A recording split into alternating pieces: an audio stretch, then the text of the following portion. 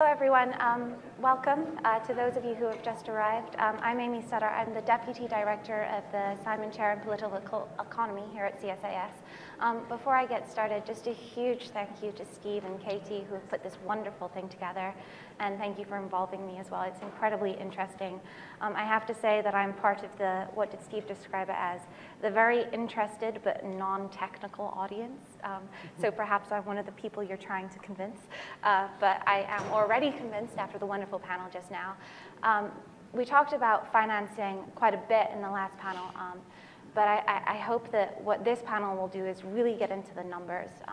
The money is what matters in political economy, so we're going to talk about that. The financial landscape for malaria financing has changed, as Steve and others mentioned in the last panel.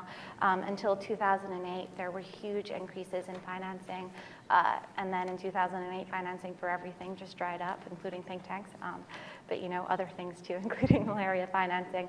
And so it sort of plateaued. There have been increases, but it sort of plateaued over the last few years, which I think leaves us with three questions.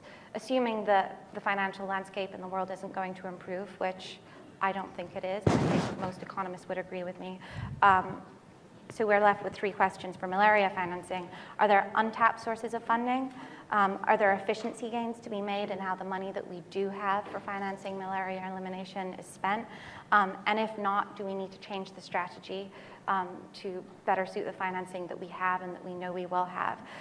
We've got a really fantastic panel here to address these issues. Dr. Jen Cates is going to kick us off with a presentation. She's the Vice President and Director of Global Health and HIV Policy at the Kaiser Family Foundation. She's especially focused on the US government's role, so I'm going to push her a little bit on that in the Q&A. We then have Dr. Mead Over, who's at the Center for Global Development. He really looks into how you increase the efficiency and what the economics of efficiency are. So I'm going to push you on that too. And then we have from CSIS, Todd Summers, who's a senior advisor with the CSIS Global Health Policy Center here. And he is also president of the US Fund for the Global Fund and chair of the Strategy, Investment, and Impact Committee at the Global Fund. So I'm going to push him on that too. And with that, I'll hand over to Dr. Cates, please. Thanks, Amy, and good morning to everyone. It's great to be here. I want to, in particular, thank Steve Morrison and CSIS for inviting us to contribute to this important conference.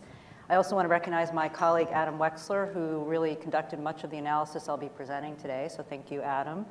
And I also want to thank specifically the WHO and Policy Cures, both of whom are releasing new reports tomorrow, and were very generous in providing us with some advanced data that we were able to incorporate into our report for this conference. So they really deserve a lot of praise for that.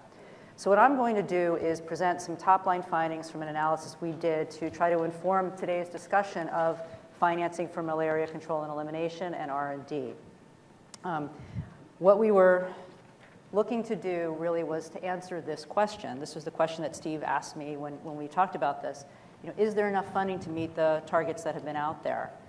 So what we decided to do was to look at what we know, what is the current funding landscape for both malaria control and elimination and R&D. We looked at data from donor governments, from multilateral organizations, from malaria-affected countries, and from the private sector. We analyzed funding over time and looked at a current snapshot, which in the world of looking at what's available is to 2013, so there's a little bit of a lag. And we compared to estimated need for funding based on targets. We also tried to project funding a little bit into the future. Where are we going? Where are the increases, if there are any, likely to come from? And will the resources meet this estimated need? So briefly on the methods, we used the GMAP 2008 estimate for funding needs. That was our basis for the analysis, the $5.1 billion annually on average estimated to be needed between 2011 and 2020 to reach malaria elimination, control and elimination targets. And we also used their R&D estimate.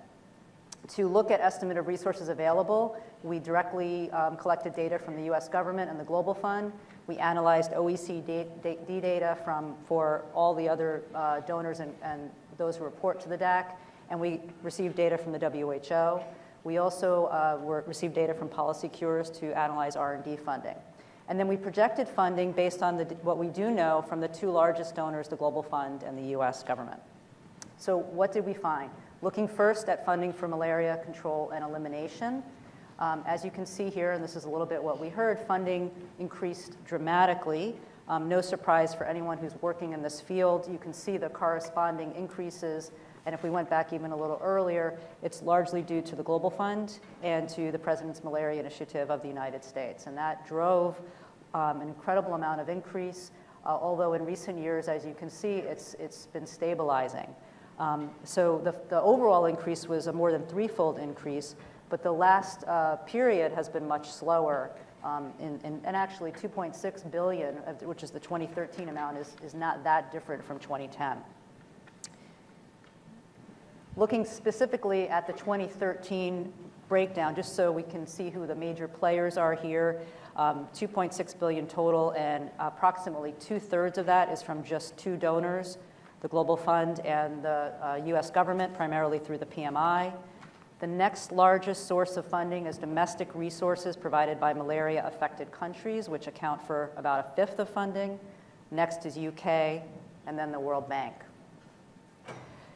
But this is the chart I want to focus on for a couple of minutes, and I'll pull out some of the data, and our report has a chart with all of the specific data in it. So this changes over time by these different sectors. Most of the growth since 2005 can be attributed, as I mentioned, to the Global Fund and the US government. Domestic funding from malaria-affected countries increased over that whole period, which is important, rising from about 436 million to 527 million. But it has declined in recent years, and its peak was 2011. So that resource, a sector that I think all of us are looking at as an important one for the future, has actually gone down. Funding from the United Kingdom rose slightly, and funding from the World Bank, which did grow from just about 15 million in 2005, reached its peak in 2009 and has since declined. So that's the general picture. Funding from all other sources, so lumping together all other sources, which is all other donor governments primarily and a couple other multilaterals, has fluctuated and really doesn't account for more than a few percentage, few parts of the share. So that's the malaria control story. Looking at R&D, you see kind of a more mixed story. In 2013, funding for malaria R&D was estimated at 549 million, which is a decrease, and it's the second year in a row of decreases. So current funding is now at 2010 levels for R&D, and we know that malaria control and malaria R&D are intimately connected. We need new technologies. We need to get things to the field. It's not just the current control and elimination strategy, so these go hand in hand. Looking, though, again at the 2013 snapshot for R&D, we see that the NIH, the US NIH, is the largest share of the pie at about 25%, followed closely by the Gates Foundation. The third largest source being the pharmaceutical and biotech industry, and then smaller shares from DFID and the Wellcome Trust. Separately, I just want to highlight the Bill and Melinda Gates Foundation. Separately from the data I just presented on R&D, we actually collected data. We talked to the Gates Foundation to try to get a better sense of their funding, both for R&D and malaria control and elimination since the inception of the foundation, since malaria has been such a priority. And I think it's really important what you see here is that since 2001, almost $2 billion for malaria efforts combined, not including contributions to the Global Fund, has been provided by the Gates Foundation.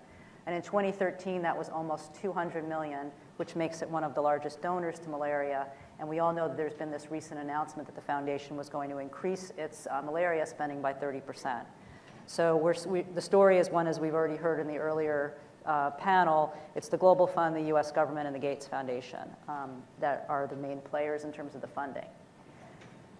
We wanted to try to look ahead a little bit and say, well, what can we say about the future here? What do we know? And we're a little conservative when we make these projections at the foundation, so we were erred on the side of just looking at what we knew. What we did know, and what we do know, is that the Global Fund already has planned allocations for malaria for 2014, 2015, and 2016.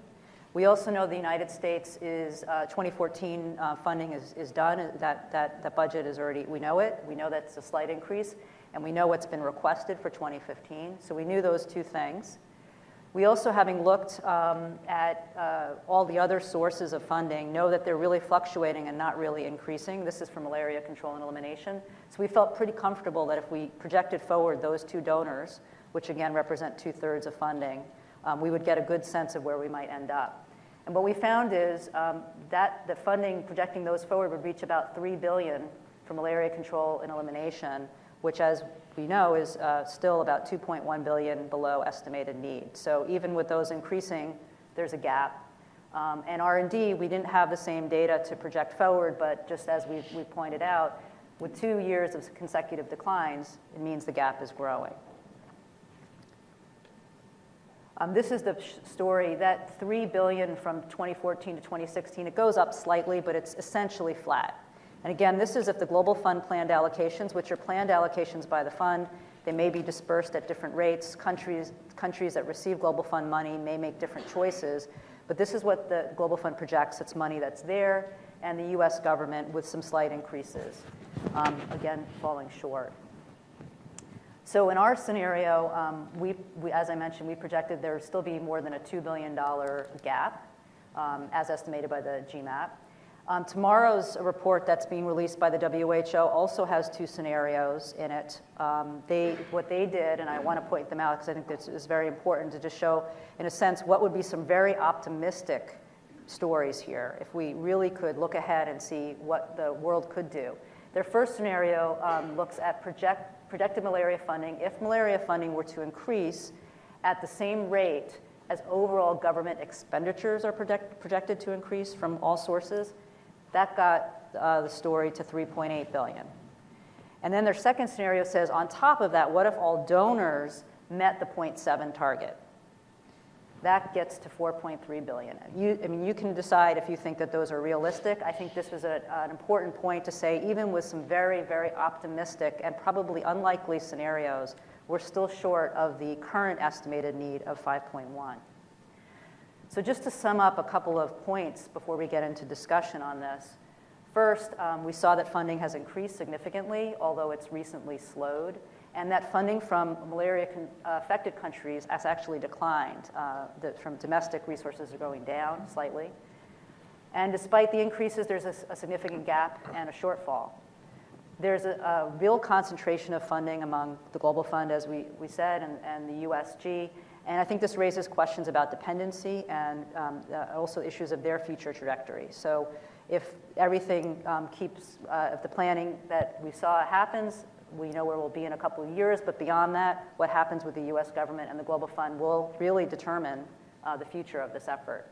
And it's, I think, really unclear where any additional resources could come from, which makes this discussion about more efficiency and also where those resources are being spent so critical, because even if all of the other funding sources besides the US government and the Global Fund were to more than double their resources combined, we would just barely meet the need. So I'm going to end there. Hopefully we'll have some more optimistic takes from the panel, and I look forward to your questions. Thank you. Great. Thanks, Jen. We'll now hand over to me, please. It's always a pleasure to be able to comment on something that Jen has written, because she's always so clear, and she's got her facts in order, and it's also a bit daunting, I have to say as well. But this is a welcome report, and I'm pleased to be invited by Steve to be able to comment on the report. Let's see, do I have a couple of slides here? It should, if you press the next button, it should. There it is, right there. So first I wanted to talk a little bit about this idea of a public good. If we're talking about the financing of malaria, we have to recognize that malaria control, that vector control, is a public good. What do economists mean by a public good? Well, for example, health is not considered a public good. Health is a private good. If I have a headache, you don't feel it. If you have a headache, I don't feel it. Curing a headache is delivering a private benefit to me. But controlling a vector like malaria vector is in fact a public good, because people who don't contribute financially to that control also benefit. It's a good, we say that the benefits of a public good are not excludable. And this is a problem when you're trying to finance it. A global public good is something that's not where the benefits spill over from one country to another, not just from one individual to another. And what we see in this picture, where the need is so much greater, 60% greater than what Jen has said that is going to be available, is an example of the problems that we have generally in financing public goods. The problem is called the free rider effect. Countries that, in fact, benefit greatly from the investment of the international community in vector control do not really have an incentive to step up to the plate and pay for that benefit, because they receive much of that benefit even if they don't pay. So the question is, how can we solve that problem? Well, of course, the problem is not unique to malaria. This is a slide, this is my only other slide. This is a slide from the recent UNAIDS report that was released in connection with World AIDS Day. And it too shows in red, the far left bar in each of these three pictures, shows the amount that's the amount that's currently being spent. And what you can see is the projection that UNAIDS is making for what is needed. And what they project, in fact, is that a total of $18.5 billion will be needed. So I just want to make a few numerical comparisons here between malaria and HIV. As we heard from Jen, I believe you said this, but it's certainly in your report, there are about 260 million cases of malaria a year. That's in comparison to 35 million people who are living with HIV. There are about 0.6 million deaths of malaria a year, and that's in comparison to about 2 million deaths from HIV. The funding, if we take that 3 billion number that Jen presents for 2013 and projects forward, that 3 billion number is also about 30% of the money that's currently flowing to HIV in the low-income countries and in the lower middle-income countries. So we have to ask now, is the world community likely to get its act together to fund this public good to the extent that the communities of HIV and malaria believe is required? That means taking malaria from 3 billion to 5 billion, about a 60% increase, really remarkable, as Jen suggested. In the case of HIV, it means going to that peak that you see in the blue dots, going up to that number, which is about 18.5 billion. That would be more than doubling the total amount that's being spent on HIV. So I just want to end with a note of some pessimism. I actually don't think this is going to happen. And if this doesn't happen, if that's plan A, to take us up by this extraordinary amount of money, if that's plan A, then I think we need to ask the question, what is plan B? Plan B has to have to do with the word that Amy mentioned a minute ago, and that is efficiency. And what I have not yet seen from any of the disease advocacy agencies is, first of all, a clear case, and I think it was it Patrick Connock in your session, Stephen, that mentioned that malaria has not been making a good enough case based on results. It's been tracking input spending, but has not been doing a good enough job of tracking the results from its spending. And I think the same can be true for HIV. So in this Plan B world, where we're going to have a limited budget and live within that, I think the problem that we face as a health community, international community, is understanding how to spend that money most efficiently. I think the panelists that Stephen hosted a minute ago made a compelling case for malaria exceptionalism based on the possibility of eradication. But I want you to note that that case is also being made by UNAIDS. When they see a peak in funding out in the year 2020 and then a decline, it's exactly because they're arguing that they can get to what they call zero by the year 2030. So this argument is going to be made not only by malaria, it's going to be made by HIV, And I'm not sure if there are TB people in the room who can also make this argument for malaria. So I think we might be setting up what I would view as potentially a healthy competition that hopefully the international funders will be most willing to fund those programs which can demonstrate results, not just track inputs, which can demonstrate cost effectiveness with respect to turning the corner the way UNAIDS projects. Perhaps the GMAP report tomorrow will make similar projections for malaria, and can do that and present that evidence of that success in a timely manner in order to persuade the funders to come forward with money. Wonderful, thank you. Todd. Thanks. Just to clarify, I'm the former chair of the Global Fund Board Strategy Committee. I gave up that responsibility a few months back, so I can now look back and make a lot of criticisms I couldn't just a few months ago. Excellent, we look forward to them. So I'm going to follow on your pessimism line and then try to swoop up and be a little bit optimistic towards the end. As Jen's report notes, the Global Fund is the single largest conduit for malaria support from donors. It's a big part of the overall malaria picture, and actually in some aspects, like the purchase of bed nets, it's virtually the market. So it is quite an important player in here. I've been involved in the last couple of years in updating the Global Fund's funding mechanism, moving away from a competitive rounds-based system to more of this allocation-based approach. And before that, I worked on the 5-year strategy that actually guides the Global Fund's money. And the key element I want to note in that strategy is an emphasis on focusing the resources on countries with the highest disease burden and the least ability to pay for their own response, which in their language is measured in GNI per capita. And as you can imagine, that works in some cases to support the malaria elimination strategy, but in other cases it actually conflicts with the malaria elimination strategy. So I wanted to kind of focus on that a little bit. Overall, malaria, just like TB and HIV, is a concentrated epidemic. 15 countries represent about 3/4 of the disease burden. And in Global Fund allocations, they're only getting about half the money. So already you're seeing, I would expect, more movement towards lower income countries in the ban than we've even seen so far. And we've already heard squeaks and moans around the pain that some of those upper income countries are feeling because of the change in the Global Fund's emphasis.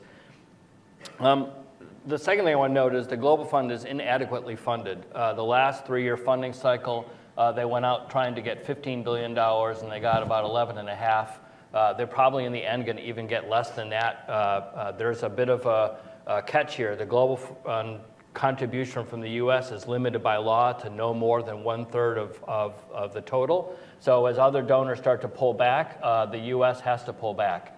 And that is really a challenge because the U.S., as we heard already, has been a stalwart supporter of malaria efforts. That is not the case with most of the other donors at the table, with the exception maybe of the U.K., which has increased modestly its support.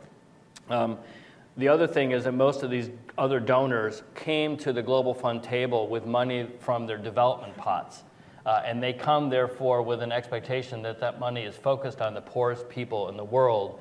And for years, that has always meant low-income countries, the World Bank classification. When you explain to them now that most poor people live in middle-income countries, it's a bit of a tone-deaf response. Most of those donors do not pay attention as much to global disease strategies, either for malaria, TB, or HIV. They focus on things from a development lens. So, when I've sat at the Global Fund table and you look around the room, the U.S., the private foundations, private sector, and to some degree the U.K. are the only folks on the donor table that are really keeping their eye on disease strategies.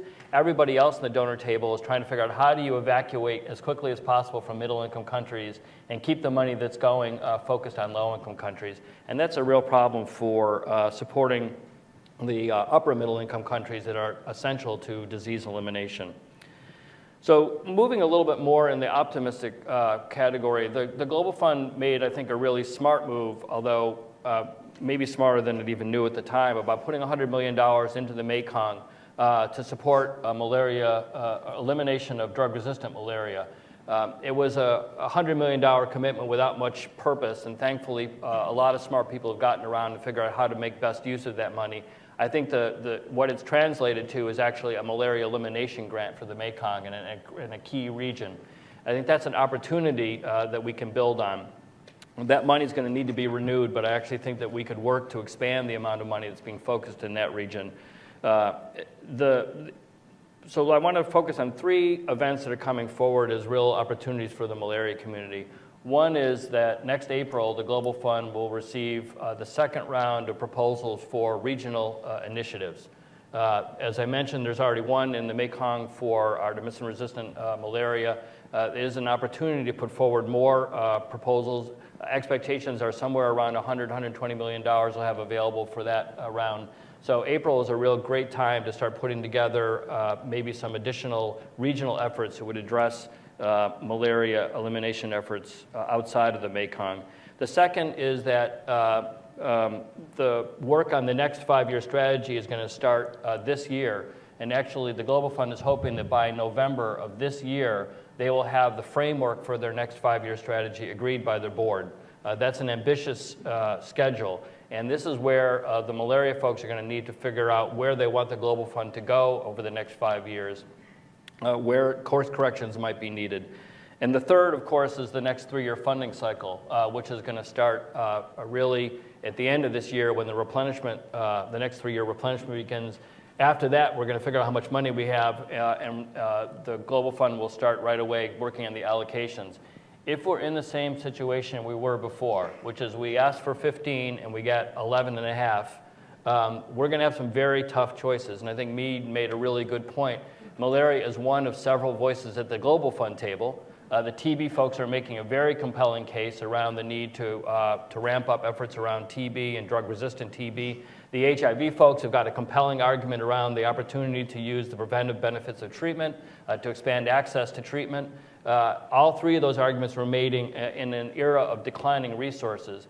And then we've also seen reports around global burden of disease showing that a lot of countries are now seeing escalating rates of non-communicable diseases.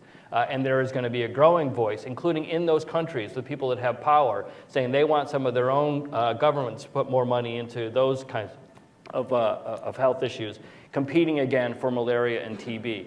So I think that we have a bit of work to do to figure out how to make this go forward.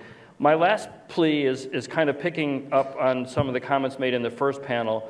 One is I think we have tremendous capacity outside of government, both in businesses and in non-governmental organizations, and they're often not very well thought through in terms of global strategies. In many countries, 60, 70, 80% of care is delivered outside of the public sector, and they really need to be active participants in the plan, not trying to take over their capacity, but really trying to build on their capacity. I think that's something we've done very poorly.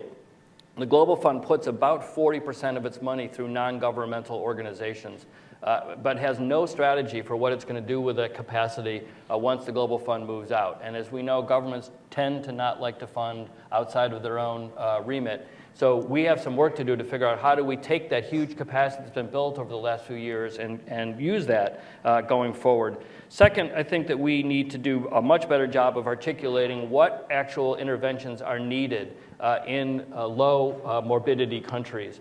It isn't clear from a non-technical perspective that we have a good handle on what's the minimum essential package of interventions needed to control and finally eliminate. And we do not have the luxury of just throwing everything at it. So we have to be much smarter about how do we take the resources we have now and the ones that are coming and use those with maximum efficiency. And then lastly, around political support, again, the first panel, someone mentioned that progress has been measurable, and that measurable progress has been helpful for politics. Politicians, at least here in the United States, like to see good statistics. They've been very happy with AIDS statistics. They see money going out, and they see lives being saved, people on treatment. They've seen really good response on malaria.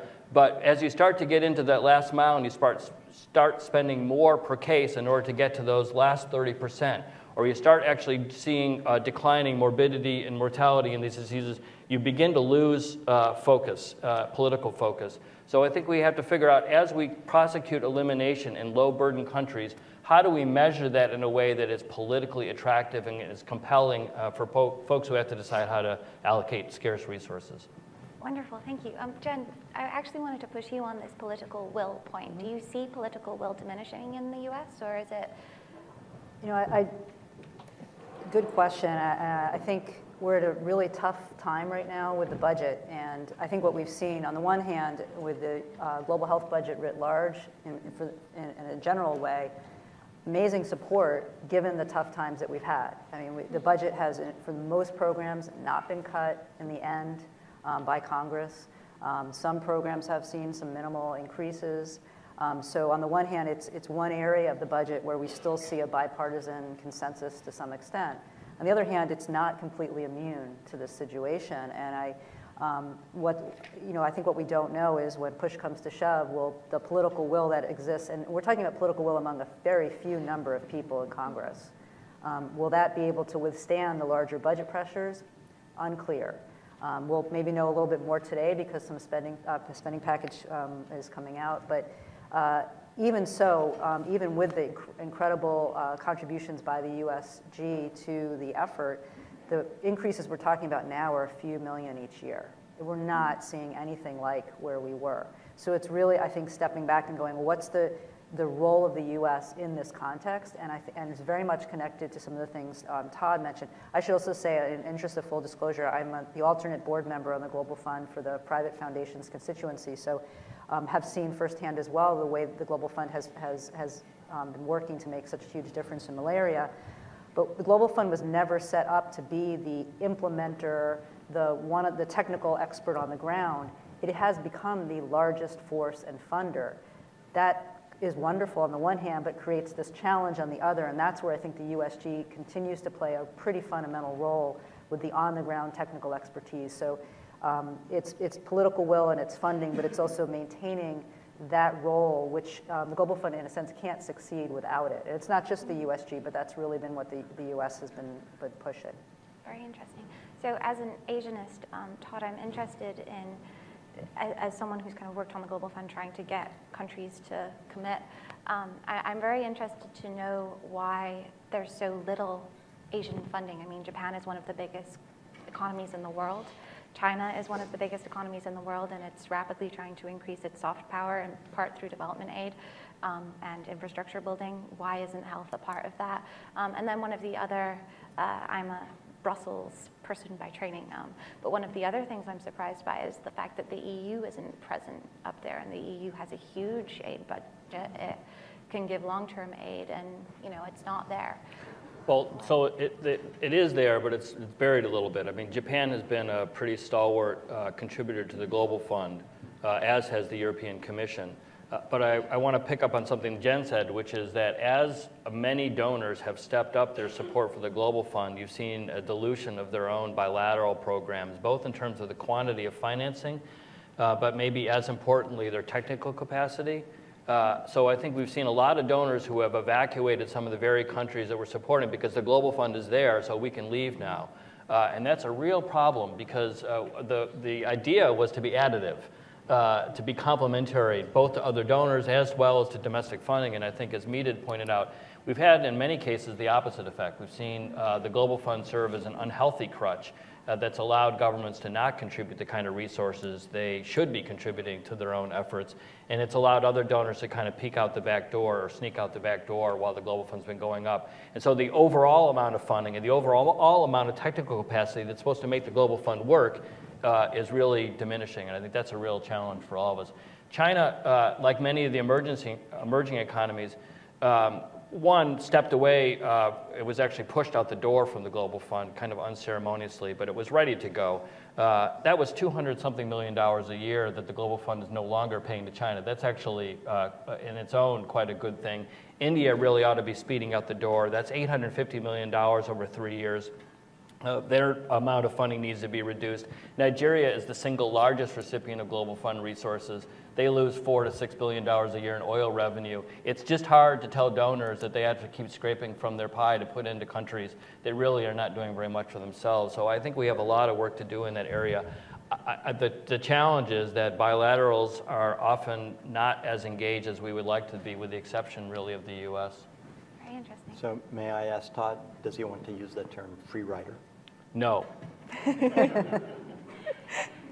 So I think the circumstances of countries require, as Alan said, you have to get into the weeds and understand the details. There are many times when we're engaging with health departments. Many of you are part of those and work with those. They're often our best friends in this effort. They're not politically powerful institutions in most countries.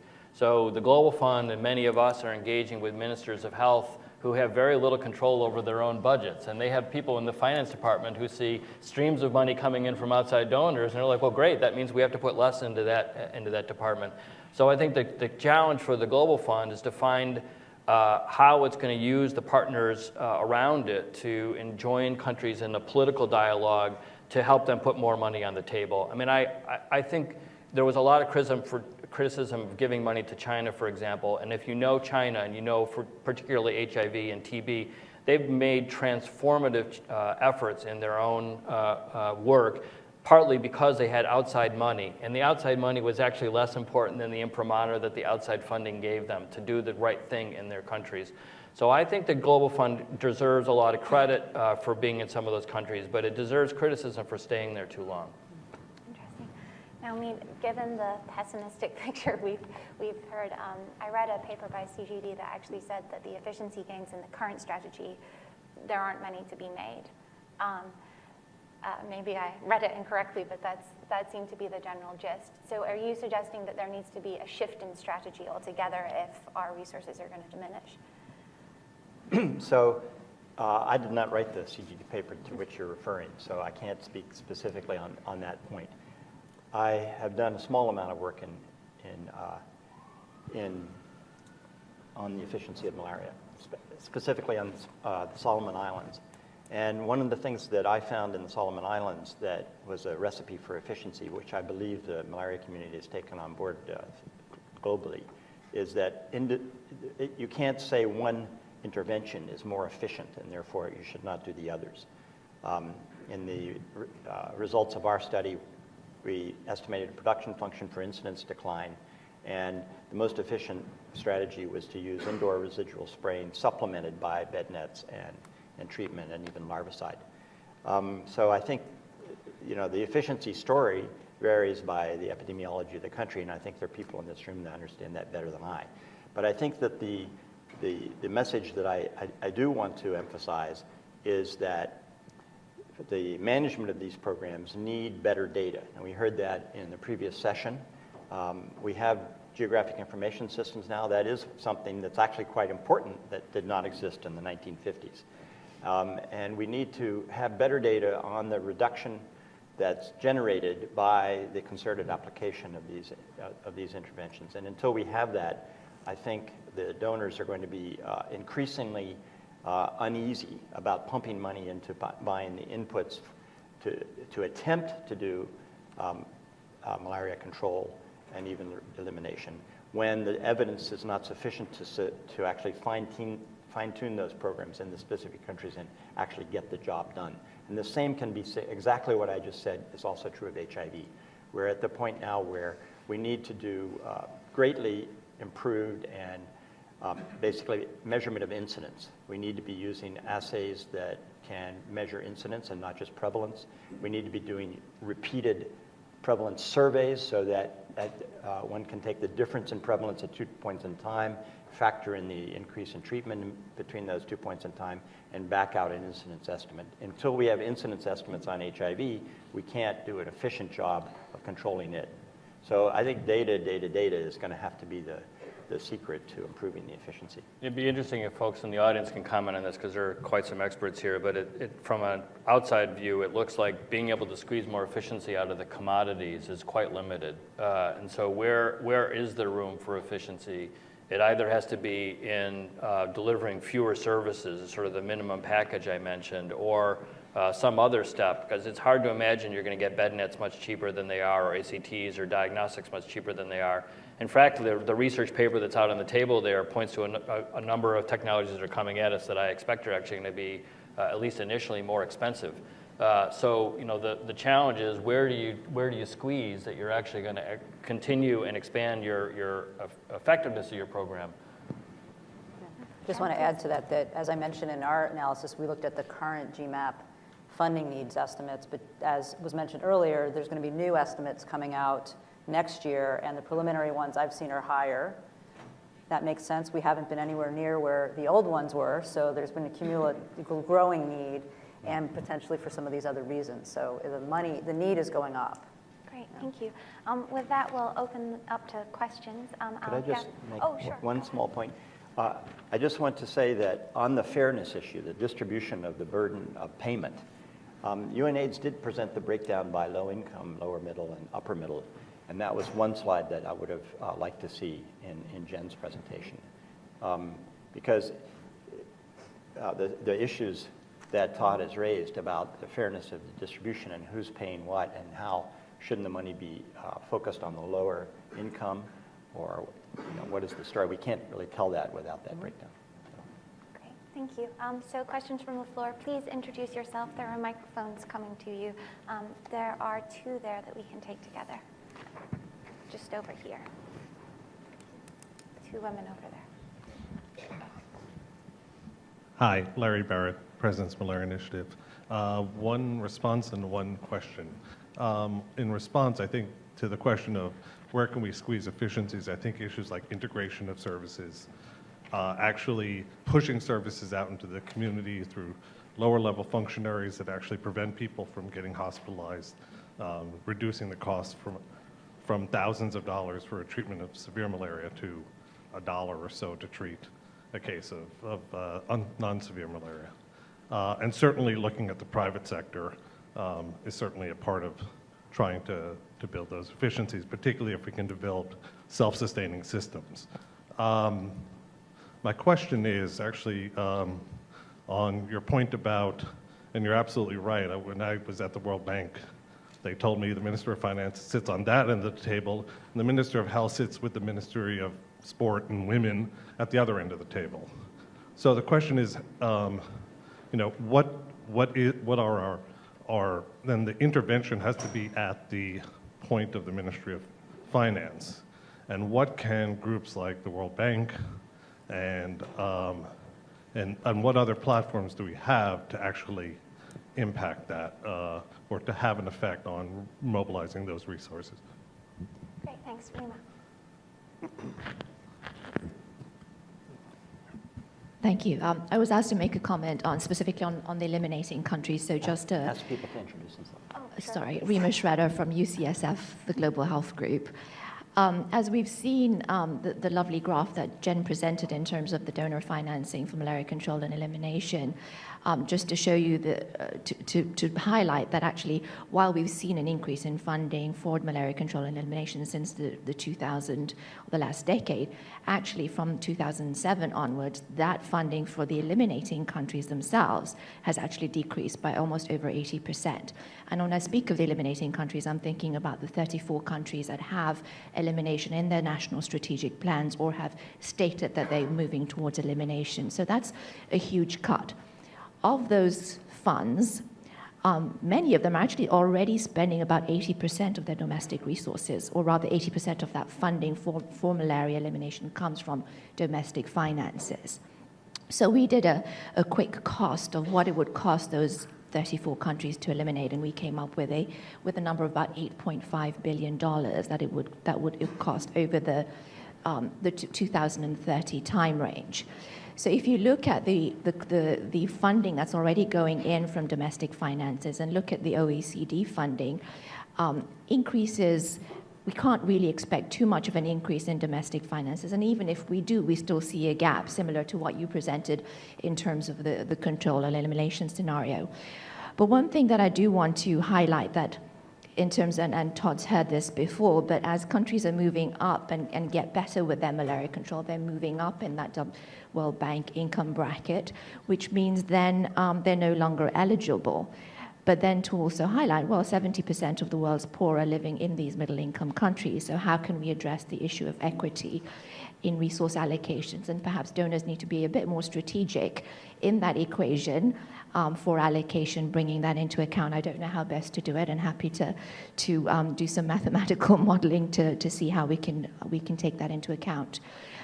The other issue I want to bring up, again from the elimination standpoint, is that often when we talk about investments for malaria control, we think about the cost of commodities. And as you very rightly said, we're not going to bring that down very much further. But as we move closer to elimination, it's not the commodities. The need for commodities is going to go less when we don't need as many treatments. Hopefully we'll get better with targeting. So those kinds of investments are really investments in systems, investments in management, investments in operations, continued HR, surveillance, continued training for a disease that is no longer visible. So how do we then make a compelling case for investment in these systems where the disease is not visible? We're facing an out of sight, out of mind paradox in many countries. And apart from the big ones, HIV and TB, at a country level, take Sri Lanka, for example, they have a huge case of dengue. So we're having to work with the Ministry of Finance and Ministry of Health to see that malaria funding continues, and they're not taking that funding away from malaria and investing in things like dengue. The other issue I want to bring, we always bring about vaccines, and we say we should continue to invest in malaria that we do it the same way that we do in vaccines, which is true. The US doesn't have the vaccine preventable diseases, and yet we continue to spend millions of dollars on childhood vaccines. But having said that, I agree with that, but also with just a point of caution that vaccines are, again, a commodity, whereas that's not where we're going to be spending our investments in malaria elimination. So just to going forward, I think there will still be a need for OECD financing. We'll still need domestic financing, but we're going to have to look beyond that, particularly in the next 10 years, because there'll still be a need for increased investments in the next 10 years. And here's the role of innovative financing and bringing in the new donors. Australia is already investing in the Asia Pacific, looking at not just innovative financing for resource mobilization, but for resource deployment. We brought up the private sector earlier. How can we actually utilize the private sector to make more efficient investments in malaria elimination in particular? And then again, efficiencies and integration. Targeted interventions. Thailand doesn't need universal coverage of bed nets, nor do some of the other countries. How can we target our intervention a lot better? And then bringing up the point of research and development. So we have R&D for new tools, but I want to make a plug for operational research in terms of R&D and operational research for examining the most efficient mixes of interventions from an epidemiological, but also an economic standpoint.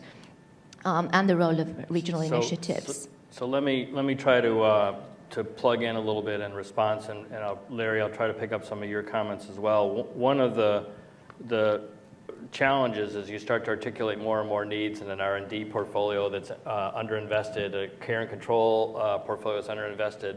But you just heard a presentation that showed that we've already stalled in terms of financing, and we're probably in a downward trend. So somehow or another, we got to square that circle. There's not enough efficiency to be gained in products. To me, the only one that we're really going to get to step up is countries investing more in their own needs. I don't think that businesses are going to be able to carry much more of the responsibility. And this is all deja vu all over again for HIV. So those of you out here who have done HIV, we're going to, oh, we need to look to the private sector. Oh, we need to find these new donors. Oh, the Middle East is awash in money. They'll finance this. Never happens. So, I think that we have to be a little bit reality-based in all of this. In terms of who can help.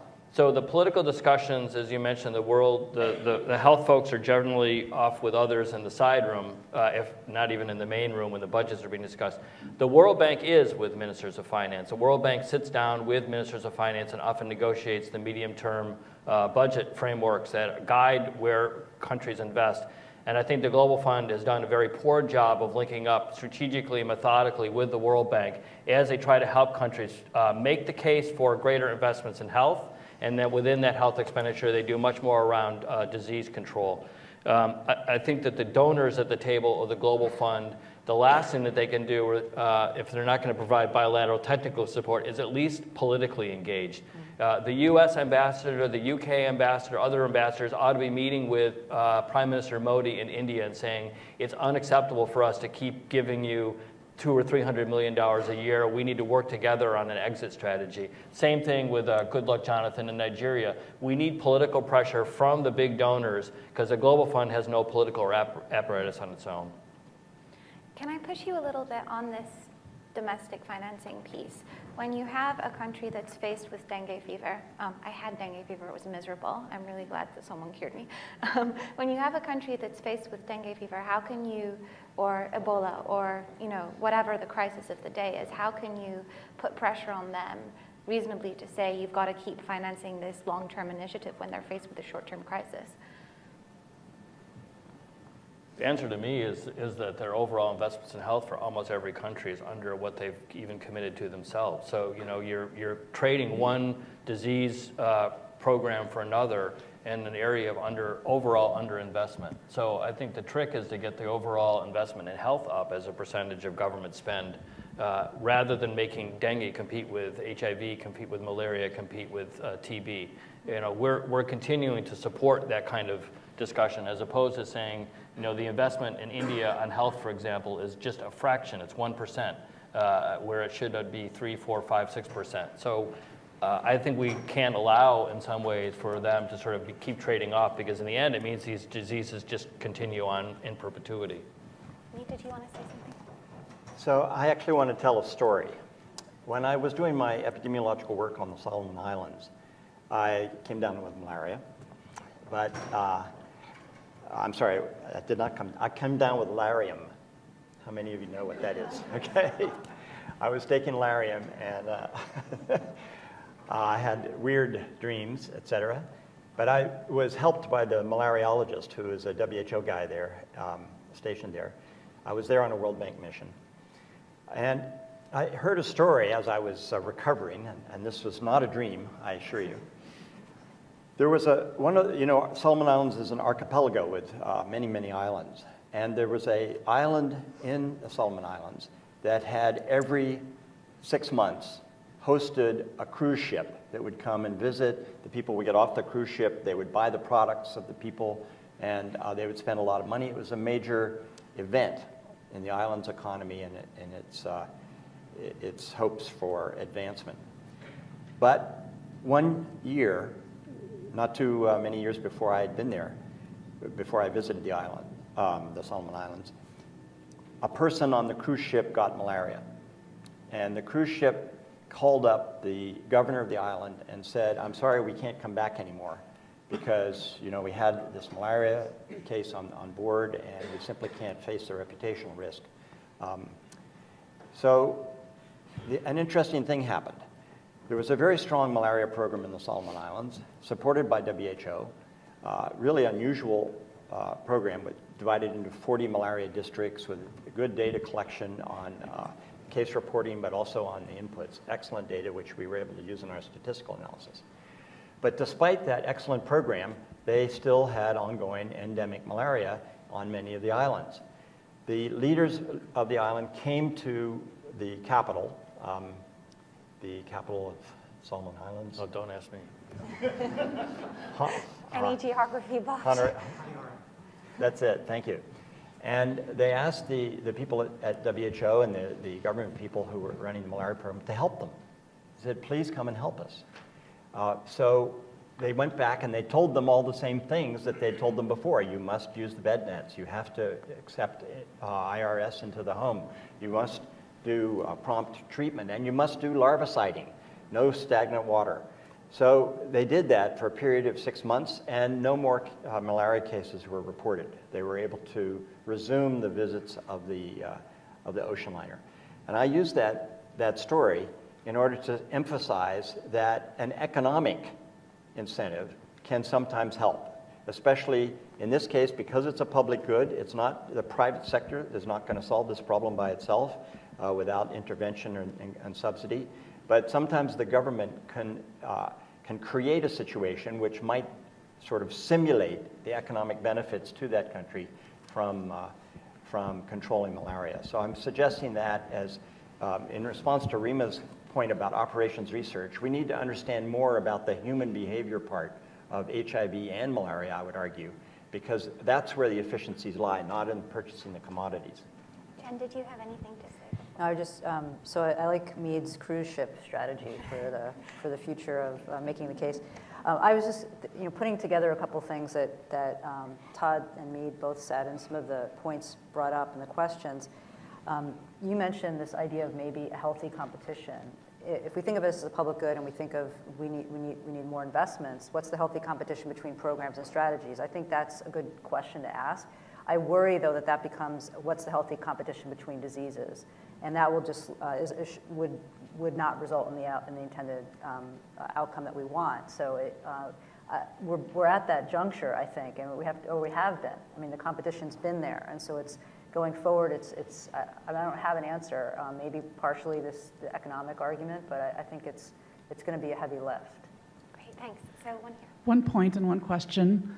All three diseases, I'm Regina Rabinovich, Harvard School of Public Health. All three diseases are faced with resistance.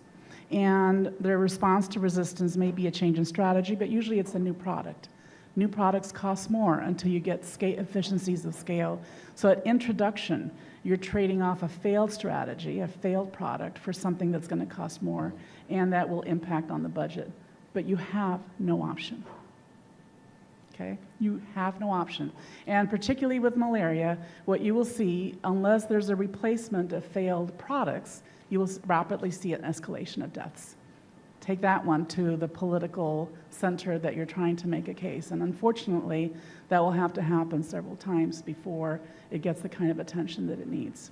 My question, and so the efficiency may end up being avoidance of resistance or time to elimination. Because if you can do it faster, the program overall will have increased costs, but may overall end up being more efficient, a different way of thinking about efficiency. My question for you is, because we're all looking for, buckets of money that are unutilized, and I don't know about this, so I'm asking those of you that think about where to get money from. The Lancet 2035 Commission laid out a very ambitious agenda for 2035 on what would happen with health. And whether you agree or disagree with that, one part of that report said, well, that's going to cost $70 billion a year. And they said, and this is where you can go get it. So that's the part I'd love to get your feedback on. They said you can go get tobacco and other products. That taxing on those kinds of commodities can bring income back into the countries and can be spent, just like it has happened in the United States. And so I'd just love to hear, has there been enough exploration of that as a strategy in terms of funding for global health? Great, thanks. We'll take a couple more questions. It's the last round. Okay, there's two here. Are there any over there? No, all right. One here. Two at the front, and then we'll go back to you. Thank you. Martin Akobito. I'm a researcher from Benin, West Africa. There is a lot of money for malaria elimination, but this is some researchers say about the distribution of the parts reserved for research. The majority of the fund is kept by the big institution working in Europe and America. We know we need basic studies, but we need also to think to African researchers involved in applied studies on the field. The question is there a mechanism to allow the African researchers to have directly access to these funds? Thank you. And if you could pass the mic to your left, please. So thanks for Michael McDonald with the IBCC. I'm an entomologist, so I have a very naive economic question. And to follow up from what Larry and Rima were saying about the Minister of Finance, earlier Bernard Nalen said that in the private sector, the corporate sector, they've seen a very positive return for investment. AngloGold Ashanti, Lovo Sugar, et cetera. Have we missed an opportunity in Sri Lanka, Zanzibar, southern Zambia to show the positive return for investment for malaria control in terms of economic growth, school attendance, et cetera? I think there was a natural experiment happening there, and I think we missed it. Great, thank you. And then there's a question at the back as well. At the back there.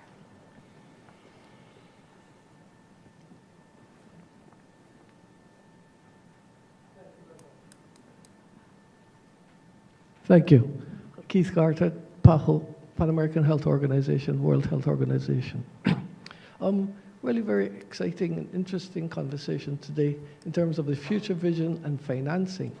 And I'd just like to bridge the two presentations or the two panel discussions. And one is that we focused on elimination initially, and now we're speaking of financing. And I'd just like to posit that in the Americas, where we have seen financing limited to USAID between 2001 and now, together with some financing from the Global Fund for some countries which were eligible for financing, we have seen great progress in the region. A 64% reduction in cases and almost 80% reduction in mortality, which means that there has been progress. So there is the possibility of elimination, and the Global Fund has taken that up by supporting, as we heard earlier on, efforts in Central America. And then the Gates Foundation is also looking at supporting, as we heard from Patrick early this morning, the HAMEC, the Haitian Malaria Elimination Consortium, to eliminate the disease from the island of Hispaniola. And then we heard from Todd earlier on of $100 million from the Global Fund for eliminating artemisinin resistance from the Mekong area. Now, we have had some scare about the potential emergence of artemisinin resistant in the Amazon basin, where we have only got some financing from USAID over the years.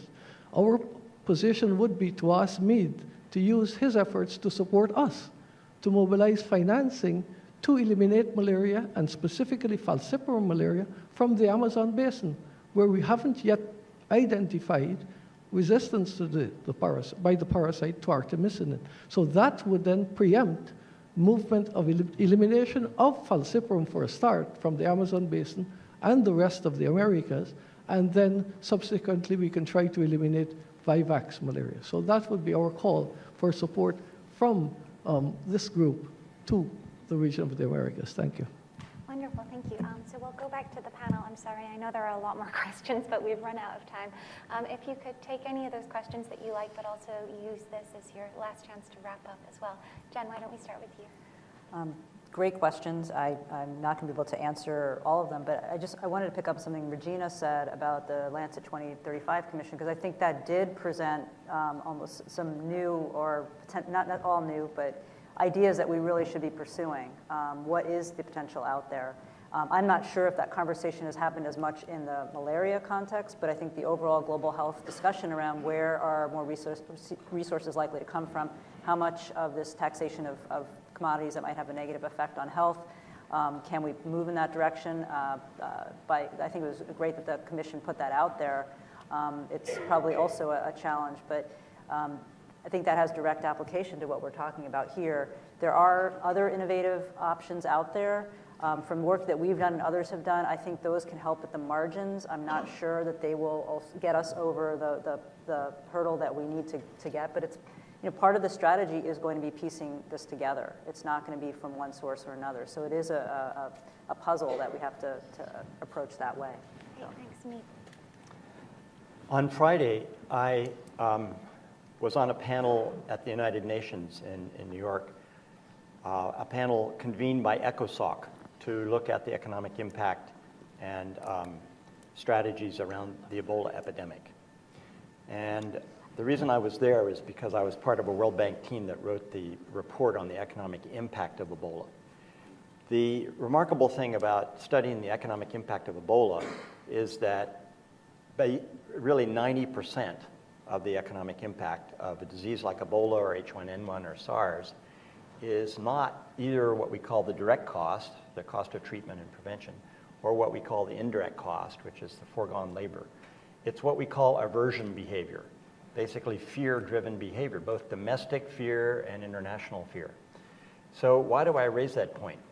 I raise it because of the lady who was standing at the mic a few minutes ago talked about the fact that TB, HIV, and malaria all have in common the threat of drug resistance. And I want to suggest that if we have an outbreak of fulminant MDR-TB, or if cerebral malaria begins to spread and it's artemisinin resistant, the nature of the economic impact and the fear that's going to be generated internationally by such outbreaks will in fact begin to resemble more an epidemic like Ebola or H1N1 or H5N1. And what I want to point out is that that epidemic really made the world, the Ebola epidemic really made the world sit up and take notice. So I think the international community, there may not be much more money right now on the table for HIV, TB, and malaria, but there is a lot of money available for Ebola. $7 billion was authorized by the United States, I think, recently, and about half of that is for the United States, the other half for the Ebola-affected countries. The thing that is going to be on the table increasingly, I think, in the international community is that global disease surveillance is in fact a global public good, and all countries need to step up to the table because they're all threatened. This point was hard to make a year ago, but I think it's much easier to make today. So what does disease surveillance mean for us? Well, it certainly means doing surveillance for MDR-TB, for artemisinin-resistant malaria, and for various resistant strains of HIV. But beyond that, I think the point that was made by the gentleman from PAHO, I think it will become increasingly possible to make the case to public financing authorities in rich countries that the world is a single spaceship traveling through space, that we're all in this together, and that Ebola is an example of what can happen with these other diseases if multiple drug resistant strains of these diseases break out. So that'll be my optimistic point that I'll make. Yeah, good luck with that. You know, I just have never seen logical strategies draw much political attention, honestly. So you can make the case that we have... But fear works. Fear is, over the long term, is a poor behavior modification tool. I think a couple of things. One, Gina, you pointed out to sources of revenue. Taxes are one. Thailand, I think, has done a really good job with some taxes around tobacco and alcohol that have been put into its health. Of course, there's an immediate desire to put those monies into anti-tobacco efforts as opposed to broader health issues. And then in some countries, the tobacco industry is the government. China comes to mind. So you have a little problem, for example, taxing something that's heavily subsidized by the government itself. There have been social insurance schemes, and that is really an area of promise where people band together and try to cover their own health costs. So by domestic spend, I think we can expand beyond funding from governments in these affected countries to other things that they may subsidize in some way, but could be coming out of more thoughtful out-of-pocket spending. Around the support for African researchers and around operational research, the Global Fund, for example, allows operational research to be an eligible use for its grants. Honestly, it becomes a problem because countries don't want to take money out of their budgets to fund research when they're short of the resources needed to fund direct care. So it becomes kind of a competition thing and a political problem for them to actually divert money that they need to buy drugs and to buy bed nets and to buy insecticides and put that into research. So the only way to make that work is to earmark the fund and make it only available for that purpose, which is a possibility. Around the economic case, we have some business folks in the room. I think there have been amazing stories. Ashanti Gold in Ghana is one, ExxonMobil, Chevron. Anglo-Americans done a tremendous amount in HIV and malaria and TB. And they have been leaders in their fields, but the overall impact is limited really to employees and sometimes families of employees. It's not going to get the kind of log change that I think we're seeing is needed. And the last I'd say is that we still have to make a good, compelling case, maybe not so much fear-based as opportunity-based, that if we don't act now, we have drug resistance, we have other things which are going to escalate substantially the cost of achieving elimination of malaria. So, we act now and save, I think has some compelling arguments. And the other bit is malaria is tremendously responsive to infusions of money. You see the benefit really quickly. And likewise, you see immediately what happens when even a bed net purchase misses the rainy season. And that kind of responsiveness is actually really attractive to politicians because you can say, you put your money in and you will see benefit within 6 months as opposed to some of the other things. And that does have political attraction I think we've undervalued. Wonderful, thank you. Everyone please join me in thanking this great panel.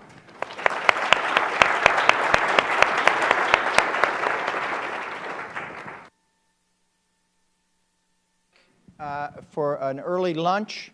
It's served out on the terrace. Please join us and have some lunch. We'll be regrouping back here in this room at noon to begin the program. So we have about 35 minutes for lunch. Please do not bring your lunch back into this room. Please eat out on the terrace. Thank you.